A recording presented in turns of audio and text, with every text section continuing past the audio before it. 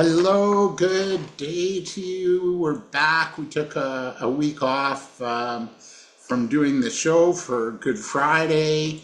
Hopefully, everybody had a good, weekend last weekend. Welcome to the Big Venture Zone. This is David Cohen, and I'm your host. The show is geared to young entrepreneurs and founders, 20 to 35, to give them strategies, ideas, confidence that they need to move forward, and they also get tips. We have a community. We have a community group on LinkedIn, and you get the resources and the connection that you need to succeed.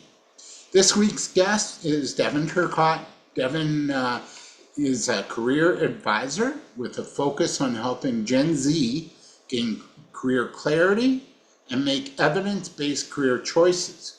Devon's draw to career development is rooted in the connection between mental health and career decisions. And this is a hot topic for our 20 to 35-year-olds. And we're gonna discuss a number of issues today.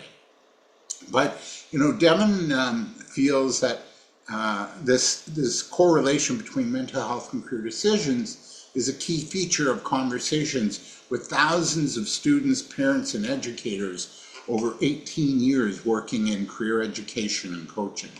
For the past 3 years, Devon has been working with Workplace Learning, PEI, as a learning coach, supporting adult learners as they work toward upgrading their skills and education to improve their employment prospects. So welcome to the Big Venture Zone, Devon. It's so nice to have you here today with us.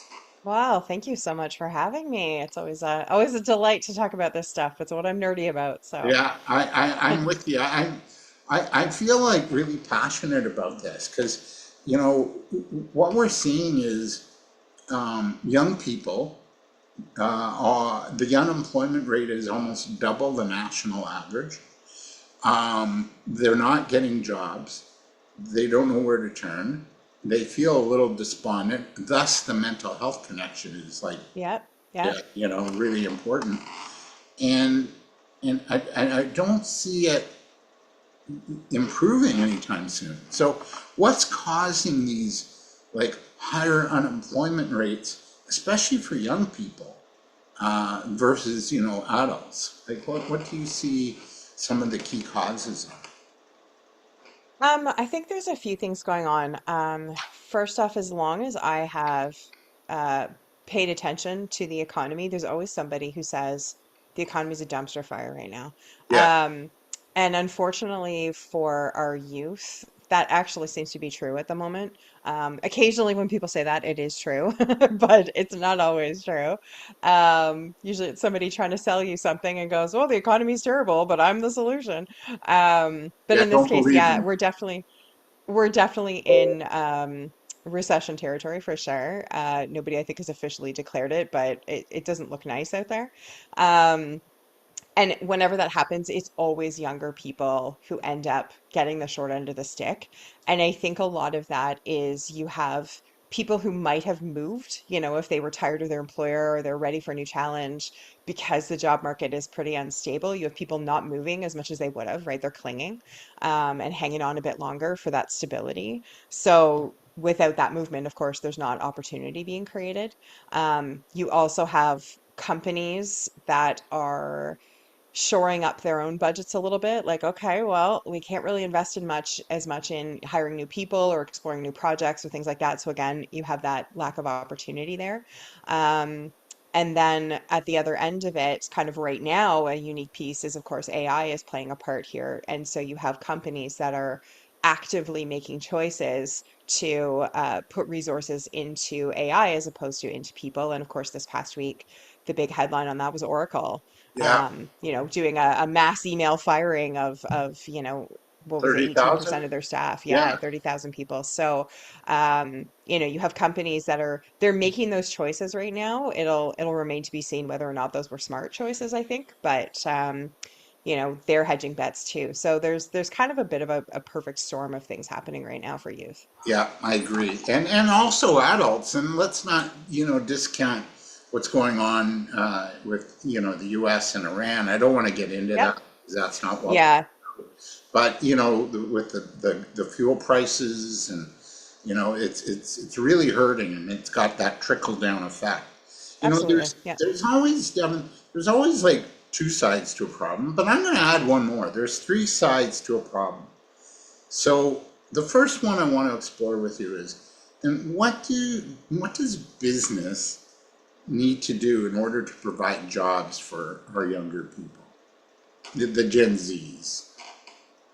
That is such an interesting question on many levels. And I think one of the one of the issues I think students run into is we form very causal relationships between school and work. Hmm. From a young age, it's not and you probably heard it as a kid. I know I heard it as a kid. If you want a good job someday, you're going to have to get good grades. Make sure you get good grades. We've all probably been told some version of that. And like, I have a daughter in grade 8 right now, and it's been the last couple of years, especially teachers are starting to talk about like, you need to pull up your socks more, your grades are going to start to count. And we start that language at a pretty young age. And I think what happens in our minds, and we don't realize, and some people never realize it, but we don't realize until much later that that is not a causal relationship. You're not going to graduate high school and walk into a place with a transcript and say, look how great my grades are, and have places say, oh, yes, of course. Well, then obviously we have lots of jobs for you. That's not how that works. Yeah. And yet, somewhere in our heads, that's the connection we make. And so I think there's actually more onus on educators, education systems to really make better connections with industries and workplaces and businesses to streamline that a little bit more. It's even the way we talk about careers with younger people. Hey, you're good at math, you should be an accountant. Hey, you're good at science, you should be an engineer. We make these very simplistic, if A, then B kinds of connections when it comes to school and work. And I think for businesses, the more they can work with education systems, connect with educators, and really talk about what are the actual skills that they need. What do they actually look for in somebody who is maybe getting their first job as a teenager? What do they look for from a new graduate from post-secondary? Because I think so often our kids, they really have no idea what the world of work looks like, and yet they're making decisions about this is what I'm going to be when I grow up. This is the kind of lifestyle I'm going to have. And so many of them are thinking in those directions, and like they've never set foot in a workplace. So I think for businesses, it's starting with setting expectations at a younger age of like, what does that first job even look like? And going from there. But I think there's a part to play for educators as well and for education systems. Absolutely, there Well, is. I wanted to talk about that too. So the second, I said there's three sides to a problem. Hmm. The second side is, what then do these, and let's just define Gen Zers are 19 to 29, in case you're wondering, what's the difference between Gen Zers and, the other groups? So that's the age group. And this show gears itself to a good part of that. I go to 35, but so the second part of the problem is, what then do 20 to 30 somethings need to work on to improve the chances of getting hired? Talking to people. You gotta learn how to talk to strangers. You have to, I think so often when I'm working with people in a job search, I'm hearing a lot of, um, I'm putting out resumes and nobody's calling me. I've applied for 200 jobs, 300 jobs in the past X number of months, and nobody's calling me. And we're relying quite heavily on job search websites, on algorithms, and I think that's the social media world going, well, if you just hit the algorithm the right way, you get the hits you want. Yeah, I good think I luck. think we think job search works that way too. Yeah. At the end of the day, people hire people. They don't hire stats on a page. And so often when I'm working with people and they're struggling with job search, what we work on is their networking strategy. How can you get out and talk to people? How can you find people who are working for companies you would like to work for, who are working in industries that sound interesting and are doing cool work? How can you get to know more people who might be able to provide you with advice or support or ideas? Um, and yeah, I mean, we're dealing with a generation now who is used to talking with their thumbs. They're not used to speaking. And so a lot of it is like, okay, how do we start doing that?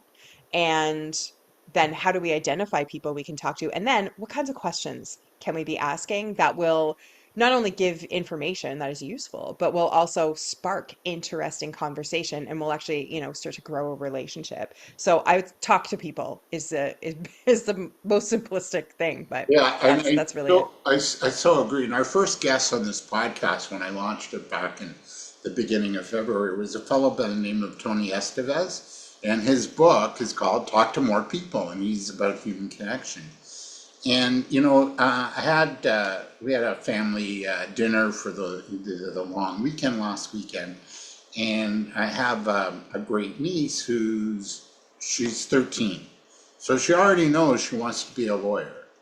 And it's like, you know, it's like just do what you love, and it's like I'm wondering if she really knows that's it for her. It's, Right.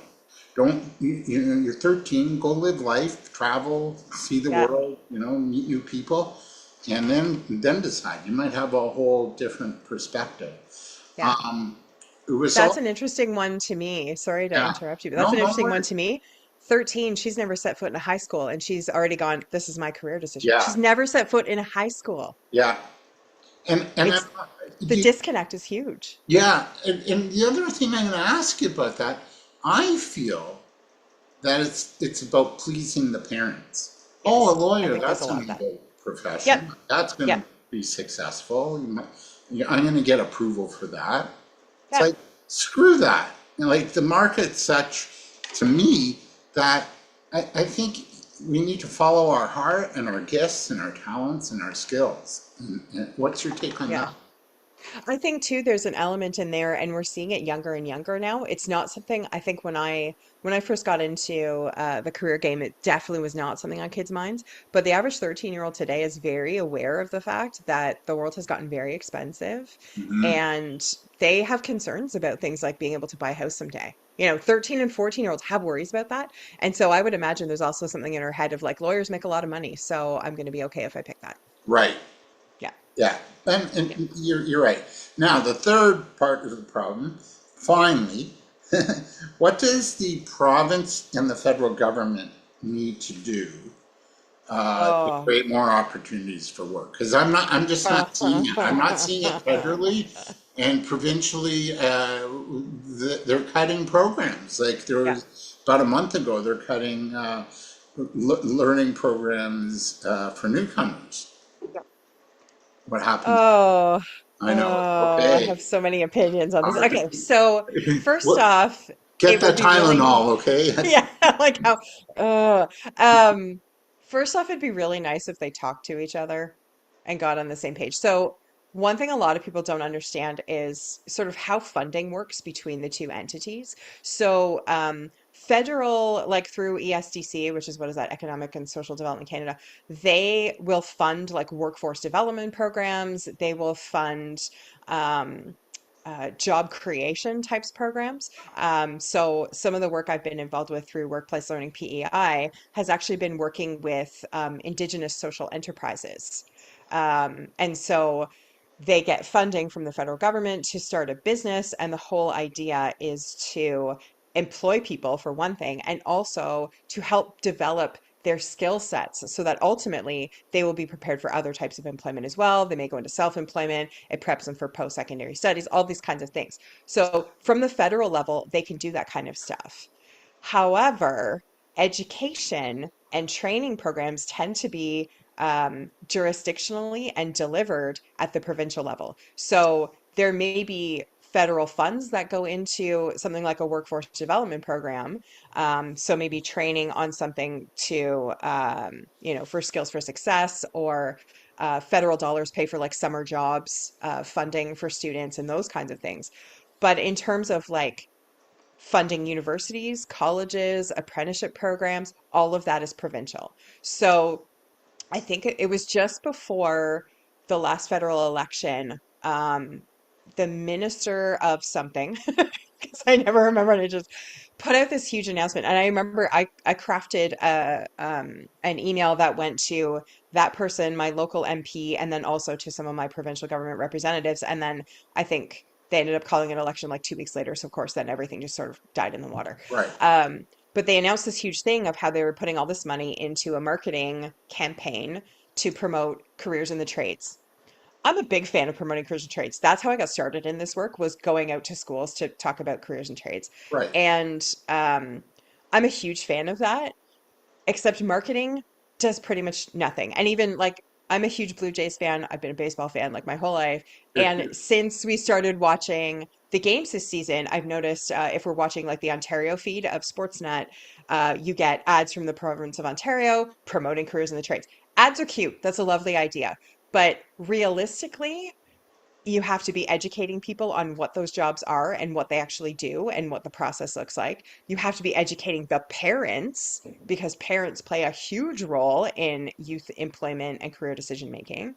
And you also have to be mindful of the fact of like who is actually paying for being able to do this stuff. Like when I'm the provincial government or the federal government saying we're putting all this money into marketing dollars, are you talking to people in the construction industry to understand how they're going to then funnel people in and they're going to specifically attract people? Are you talking to people in the service industry, the management, all these industries where that employ tradespeople? Are they part of this conversation, or are you just throwing out a commercial and patting yourself on the back? Yeah, So there's a lot of like they need to streamline better between themselves, but there generally needs to be more cohesive programs and discussions happening between all of the players. And I don't think that stakeholder piece is happening at all. yeah, I tend to agree. You know, we have a mutual colleague, Lisa Plain, another Hmm. career. Hmm. And I was her guest on the Fireside Chat this past Wednesday, or 2 Wednesdays ago, by the time this airs. And I talked about sales. And, in terms of the province or the federal government, they're not teaching uh, potential employees how to sell themselves. And in this market, you need to develop that skill because it's about developing trust and relationships. And as you said earlier, Devin, is talk to more people, and that's what sales is about. And it's like, okay, you can start building the relationship, start sharing your value, how you can help a potential employer to succeed given your skill sets. And that to me is what's going to get you in the door. You might not get the job right away, but down the road when they're ready, they're going to call on you. So I feel like the like the province and the Fed, the programs are antiquated. Like they're Yeah. using old skills, resume writing, interview skills. It's like, get them in the door somehow. Get them that Yeah. opportunity for an interview. Yeah, and What's your take? I often say it's unfortunate when you're interested in an employer. Very often, the first time you really get to talk to them is when there's a job interview process happening. Like if you're interested in working somewhere as the job seeker, certainly you can try to spearhead a conversation. You can reach out and make connections within the organization. And I always encourage that. But so often, the first time there's like thousands and thousands of businesses across Canada, right? You're not going to know them all. And a lot of times, the first time you hear about something, you see a job posting. And I've had people come to me and say, I'm not really sure if I should apply for this. I think I might like it. I don't really know. And it's like the only way to find out is to apply for the job and go to the interview.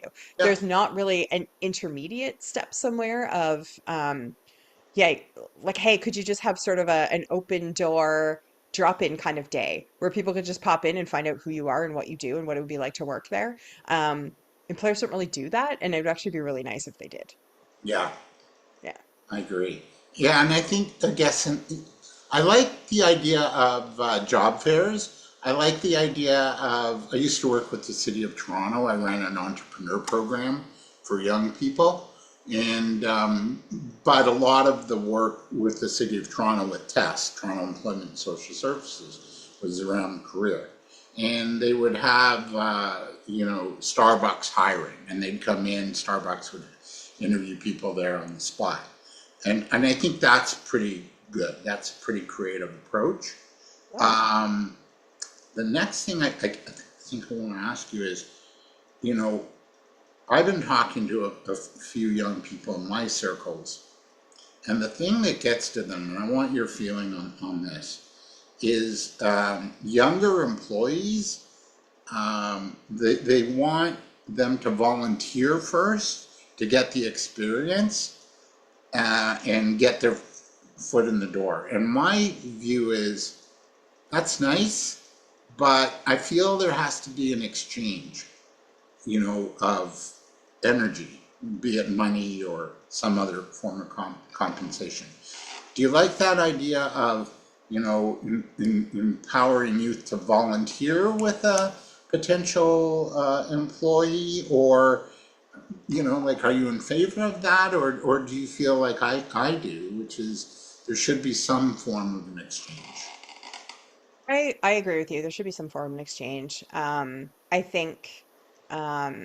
think it's far too easy to take advantage of somebody, especially younger people who don't have the work experience and the life experience, to be able to judge whether or not that situation is actually advantageous for them. And even, I mean, we young entrepreneurs is a really great example where you'll get people who say, "Oh, you can do this for exposure," and to me, the very salty answer to that is exposure doesn't pay my bills. Like last time I checked, the water bill can't be paid with exposure. What else you got? Right. So I think I understand that idea of developing the skills, but to me, I think one of the best things you can do as a young person, the second you have the option to do it, is to get a part-time job or a summer job. Um, and it's really just to learn workplaces. What kinds of relationships can be built in a workplace? What sorts of people do you find yourself being able to work really easily with or not being able to work with at all? What kinds of systems exist in those workplaces that you're going to be beholden to? If you're not an email person, but you're working for somewhere and most of their communication is email, sorry, friend, you're going to have to get on board, right? Yeah, So it's understanding some of those nuancy things about the workplace that you don't know until you get there. And I think that even if you had the opportunity to volunteer, we're going to put that in heavy air quotes, yeah. um, in a capacity that sort of meets a passion or an interest, I would say that in the end, that would probably be less valuable of an experience than getting a part-time job in retail, in fast food, and what a typical first job kind of is, to just kind of learn about yourself and how you navigate a workplace, would be my guess. And I think a lot of it is you have that there can be a tendency to take advantage of that young person and be like, oh, well, they know this, we'll get them to do this. Instead of they know they can use Canva, instead of hiring a graphic designer, we'll get this kid to do a bunch of free stuff. Right? That ends up being shady really fast. Yeah, never mind. We're using Canva and cutting out. Sorry, kids, we're cutting you out. Well, at Um, least Canva employs graphic designers to create their yeah, designs, that's true. So, That's true. and Uh, I've certainly hired designers to do work for me. Absolutely. When I'm like, Canva's great, but like, I don't have an eye for this. I need a professional. yes. I'd happily hire, a co-op student or something like that, and pay them fairly for their work. That's what we should be doing. No, there are like summer Canadian on, I think in Ontario, Canadian Ontario summer grant program Hmm. where Hmm. the province will pay some of the salary if an employer hires them. What besides that program? What other programs do you like? And what are you driving your clients to? A lot of there are. Sorry, I'm thinking about six different answers right now. There are similar things, I think, in pretty much every province and territory. In Canada, we have that here as well. So, federal government funding, when employers apply for that, I want to say the application's open like late November for the following summer every year, Yeah, which is pretty wild. And so, typically, employers will find out in early January if they qualified for funding. And so, a lot of them start posting jobs in January, February, and a lot of students don't realize that. Um, reaches this time of year, it's like April and they're going, oh my gosh, I don't have a summer job. So that's definitely one thing to be mindful of. But I know here, I think the deadline for getting provincial funding for student jobs was like very recent, like end of March, something like that. So that sort of varies across the country. So for any youth who's looking for a job and hoping to take advantage of that, understanding those deadlines can be really helpful because you can be a little bit more strategic about when you're applying. The federal government puts out funding in a lot of different ways through the youth employment strategy. And so there are actually a lot of nonprofits, charities, different types of organizations I would say speak to not just youth employment, but also if there's an intersection in another way. So you may see also specific funding for like students who come from marginalized communities, like, students with disabilities, students who are newcomers, students who identify as non-white, who identify as indigenous, all that kind of stuff. There may be also specific pots to look at there. So that's definitely something to be mindful of as well. And checking in with organizations that particularly work with those populations and checking with them to see, like, do you know of any organizations that are getting funding to specifically hire, maybe Black students or Indigenous students or something along those lines? Like, that's always good to be mindful Yeah. of, because there are certainly programs out there that are looking at these groups that are even more underemployed and going, okay, how can we encourage employers? Yeah, and there's also groups like certain from countries like an Arabic group that helps with jobs and getting your life in order here in Canada. Yeah, I'm just Yeah, giving that as an example. yeah. Um, I want to talk to you about a couple of things here. And by the way, we're with Devon Turcotte, and she's our guest. She's a wonderful career coach and working with Gen Zs, and you're listening to the Big Venture Zone. Um, in terms of, we talked about how the province can help, and they do with some job creation programs for the summer, but how can they prepare younger employees from a mindset perspective to be. Oh, that's a great question. It's a great question. This is a big piece of what I work on. So a couple of directions I often take, and I think it would be really nice to see this fit more broadly into systems. So this past fall, I was the keynote speaker for the annual conference of our Career Development Association out here in PEI, and I was chatting with a teacher who teaches like our version of career studies out here in PEI, and she said, I blame rubrics. Which I thought was such a funny way to look at it. But she's absolutely right. I think so often, again, it goes back to that idea that we form sort of a causal relationship between school and work. And at school, you get the rubric from the teacher, you get the outline of what your assignment is supposed to be or what your course is. And as long as you meet those um, those check boxes, you are successful in the course. And there's been a push more and more in the last couple of decades, especially around like it used to be if you met the outcomes, that was like a C level. If you exceeded the outcomes, then you're getting into higher grade levels. Now there's more of an expectation of if you meet the outcomes, that's an automatic A. That's a whole separate discussion. But I think she was absolutely right in saying this because it leads to this idea that as long as you check all the boxes and do all the things, you will get the thing that you expect to get. And that is such a big mindset shift when it comes to careers. Because when it comes to career, you can do all the right things and still not end up in a job that you like.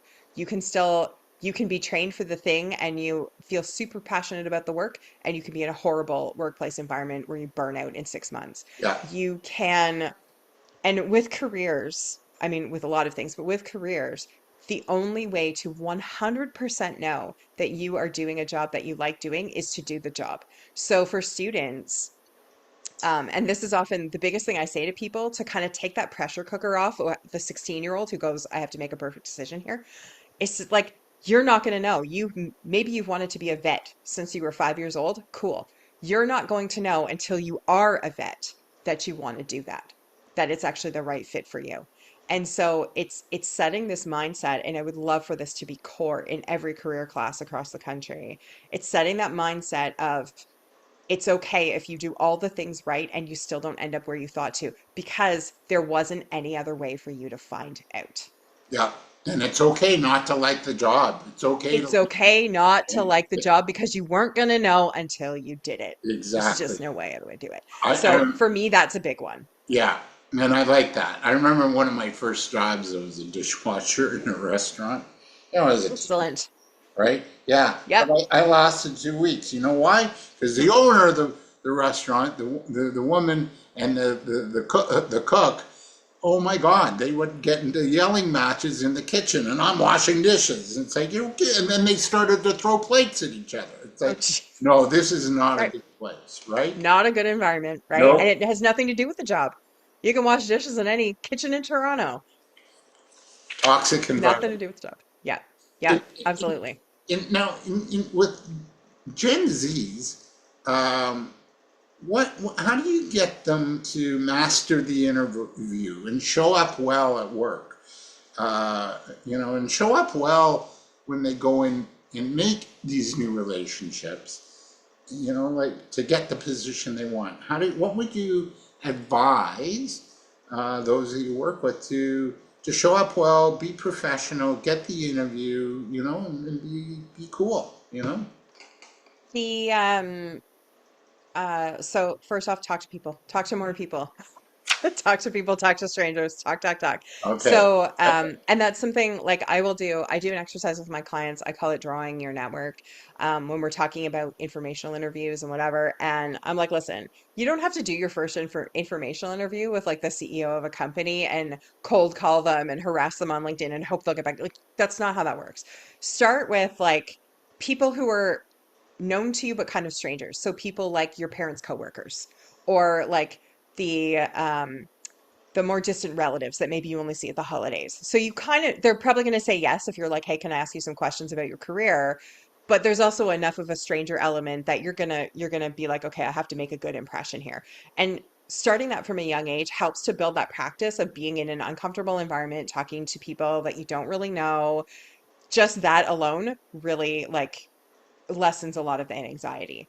Um, but another thing I have people do when they are applying for jobs, and this is for people at all ages and stages of career, is I will get them to take the job posting and create a very simple two-column chart. So in the left column, what you do is copy and paste all of the qualifications from the job posting of what the employer is looking for. And in the right column, jot down an example or two of how you've done whatever it is they're looking for. So when they talk about like, let's say they're like excellent verbal written communication skills, great. What are times you've had to do that? And if you are even a teenager applying for your first job, if you are 25 years old and you've only ever worked in fast food and retail and like summer camp jobs, you have examples of how you have used written and verbal communication. It might be essays, it might be presentations at school, it might be leading activities at camp. It might be answering customer inquiries or dealing with people when they come in and you're at a counter taking orders, whatever. You have countless examples. And just seeing those examples really, first off, it makes you it gives you a better sense of how you want to talk about yourself on your resume. But by the time you get to the interview stage and they're asking you, can you tell me about a time when? You've already written like three or four examples of all the times when, because they're pulling it right from the qualifications, right? So when when they say, if you can be customer facing and a good problem solver, and you've already jotted down a few examples, you go into that interview, you have good examples of how you've dealt with, the person who's having a bad day and takes it out on you when you're taking their coffee order or whatever, right? Yeah. Like anybody who's been in that scenario has dealt with that. So you've already thought about it long, long before, and just getting practice kind of telling those stories. Practice with practice with your old teddy bear, practice with a friend. I mean, by all means, go to a career or employment person and get practice from them. That's going to give you the best feedback, but anybody will be able to just tell you like, okay, you're talking too fast, or you didn't really tell me enough about this, or I don't like most people will be able to give you that feedback. So yeah, those are the big things. And how can parents sort of support their kids, or this Gen Z population? How can parents support them in their job search? You mentioned one, and I really like it because I use it for entrepreneurs that are starting a summer business, and that is the power of referrals and Yep. talking to Aunt Mary or Yep. your dad's best friend, like because they have connections with Of course I people, do. companies that might want to use you. So how else can parents support their kids? Um,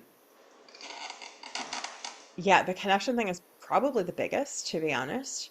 Um, I think it's tough with parents. I find the biggest challenge parents face is they know that sort of the world of work has changed for sort of students and new grads since they were students and new grads. And a lot of them will say to me, like, I know it's different, but I don't know what the difference is. Like, I don't know what it is now. I don't know what it looks like. So part of it is doing what you can to find out how do careers unfold today can be really helpful because usually it is the parent. There was an article that came out, I want to say it was maybe early March, that talked about parents and Gen Z co-creating careers now. Sort of the parents almost take on the role of being the kid's career coach, which most parents are not equipped to do. So whatever ways you can educate yourself can be helpful. Um, some of it, honestly, is to get out of the way.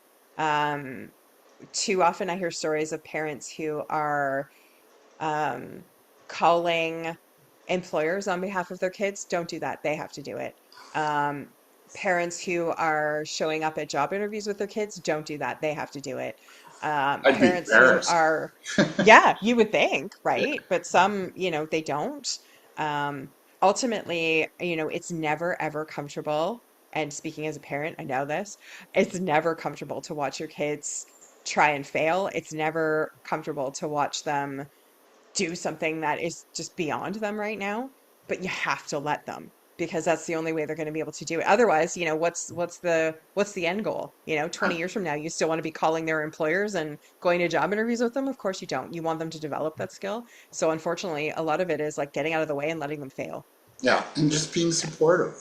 Just being It's supportive, okay to saying, yeah, fail. And yeah, you learn from the failure. It's you like do. what do you learn?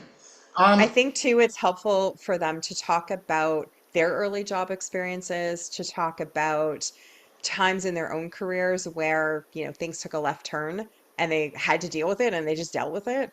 Those are very useful stories. And there are, as long as you're not being lectury or preachy about it, your kids will get a lot of value out of that for sure, even if so they roll their eyes at you at the time. yeah, yeah, yeah. Parents have to kind of stay out of their own way a little bit. A little. Yeah. And read Mel Robbins' book. Let them. Yeah, the let them thing, right? Yeah. Yeah. So, a couple of other questions. How can Gen Zers or even people, a little bit older, a little younger, deal with career search fatigue?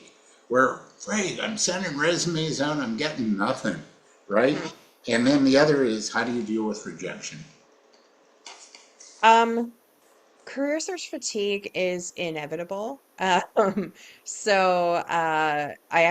a client right now, not Gen Z. It was kind of a referral from somebody else, and it's a long story. But anyway, she works in tech and was laid off, and she's been looking for almost 3 months for a job now. And she said to me, I don't understand. The last time I did this, it only took me 6 weeks to find a new job. And I went, yep, that's the economy we're in right now. So she was definitely feeling it. But the career fatigue thing, it happens because job search always takes longer than you think it's going to. So I think a really big win in there is just understanding that that's going to happen. It's going to show up. Um, as much as you can, tell people that you're looking for a job. And for some people, they're not in a position to sort of spread it around. If you're trying to leave a bad workplace and you don't want your coworkers to know that obviously you're gonna be a little bit quieter about things. But when you're talking about, a student or a new grad and it's very, I've sent out hundreds of applications. I think a big one is just make sure that people in your life know that you're looking for a job, because you will absolutely get people who say, oh, hey, my niece, my neighbor's kid, my whoever, like however you know them, looking for a job, really great kid, really, has always been like super polite, really nice. Maybe, could I send them your resume? People will do that for you, and we always underestimate how much people are willing to help us. Yeah, Um, so that's definitely something to deal with. yeah, The other is to sort of mix it up. Like, I think the biggest thing a lot of people do is this. They sit at a computer and they blast out 10 or 15 resumes in a day.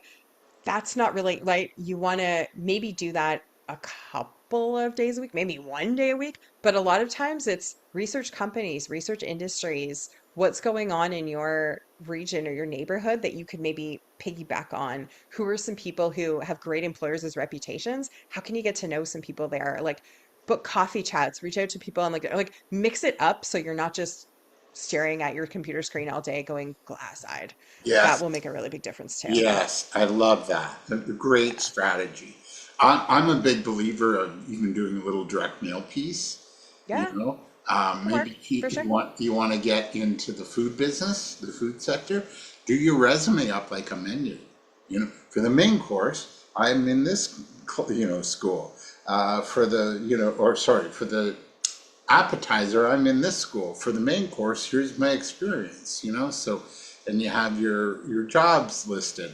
So, I feel like being creative, and you're right, like, don't be a one-trick pony with your job search. Like, Right. what's the Einstein says, if you keep doing the same thing over and over, Yeah. you know? You Yeah, get the same results. Like, who's gonna, exactly. yeah, it's in the career world we call that the spray and pray method. Yeah, and Yeah. it doesn't work. It doesn't work. And as you said, you've alluded to it twice today. Talk to more people, meet more Talk to more people. people. Yeah. Yeah. People Um, hire people. That's it. yeah, for sure. Yeah. And they hire people they like, know, and trust. That's right. So Yeah. work on that. Work on Hmm. building good relationships. You might not get the job now, but down the road, if you position nicely and you stay in touch and they like you and they trust you. Absolutely. Yep. Yeah. Couple of other points, Devon, and we're with Devon Turcotte from Career 5. She's from her at her home office in PEI today. What are you seeing? We touched on AI, but what are you seeing as far as AI taking jobs away? And what would you like to see have happen? So maybe that doesn't happen so much in the future. Like, One of my favorite pop culture folks out there, Josh Johnson is a comedian, and one of the co-hosts of The Daily Show. And he did sort of a between the cut or after the cut, whatever they call it, when they like a behind the scenes kind of thing. And somebody asked him about that as somebody who is a creative person, and somebody from the audience at The Daily Show asked, and he said, first off, AI doesn't have legs. It's not walking into the office and being like, "Hi, I'm here to take everybody's jobs." Like, and so he said, I think it's really important to change the language to employers are making choices to invest in these tools instead of investing in people. And he's like, I think that's an important distinction to make. And I agree. I think that is an important distinction to make. Again, back to the Oracle thing, they made it very clear, like we're investing our resources in this instead of that. Um, and there's nothing you can do about employer choices. mhm.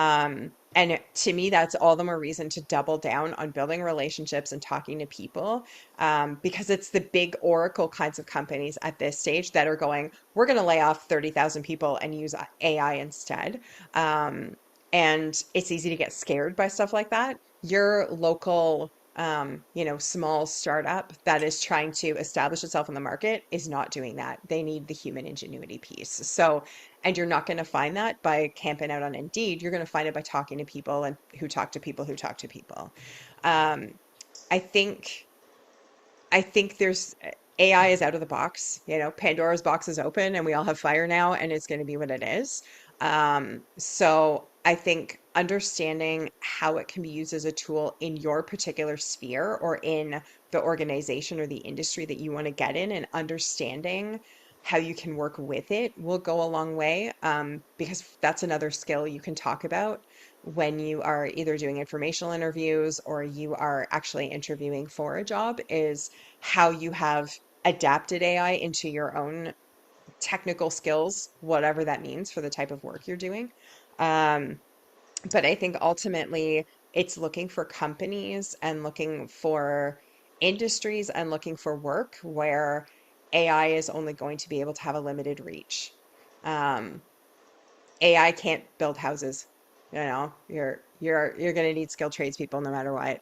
AI can't provide chiropractic care or massage therapy or right. Like there are jobs out there. This is just it's just not ever going to happen. That's not how that works.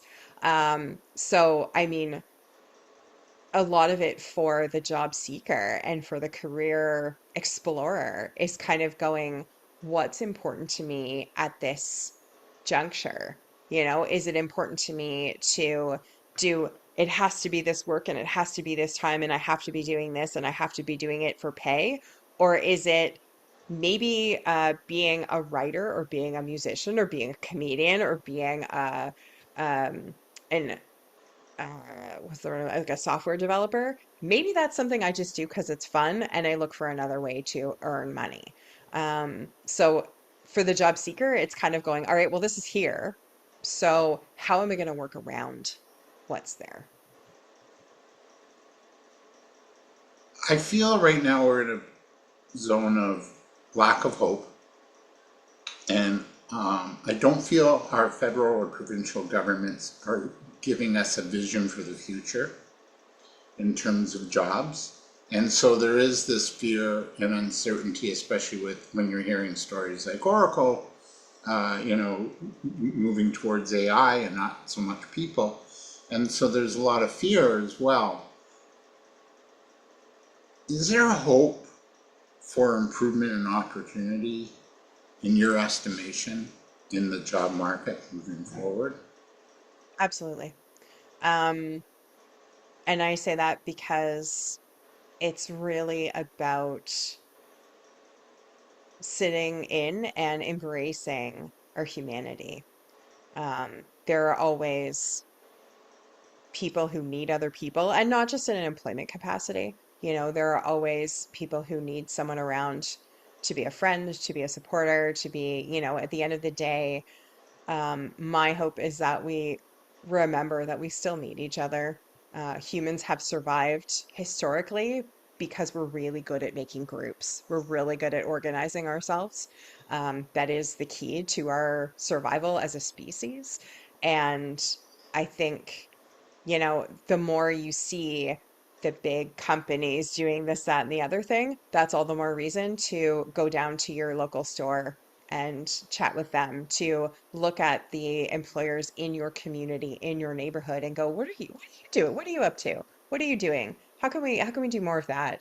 Um, I think you'll always have that counterbalance of people who go, I don't really love that out there. So I'm going to kind of gather in, and I think that is always the solution in times like these.